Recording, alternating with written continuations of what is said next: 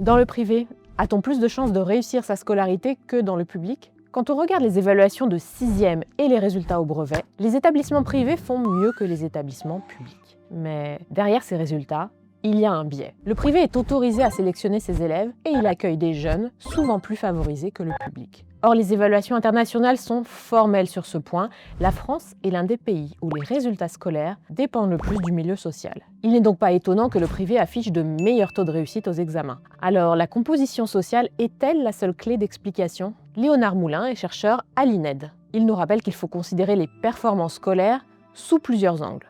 Si les établissements privés ont de meilleurs résultats à un instant donné, ils affichent également de meilleures marges de progression à milieu social comparable. L'avantage que l'on observe en fin de troisième est plus marqué pour les élèves qui sont initialement les plus faibles, en particulier en mathématiques, et cet avantage se maintient quand on compare les élèves du privé et du public de même origine sociale qui sont scolarisés dans des environnements scolaires similaires. Et cela vaut tout particulièrement pour les élèves les moins favorisés, qui sont pourtant sous-représentés dans le privé. Si la composition sociale des classes ne suffit pas à expliquer les différences de réussite entre privé et public, faut-il considérer d'autres facteurs? La taille des classes, par exemple? Sur la taille des classes, les chiffres sont sans ambiguïté. Il y a en moyenne plus d'élèves par enseignant dans le privé. Les explications sont donc à chercher ailleurs, notamment du côté du recrutement des enseignants.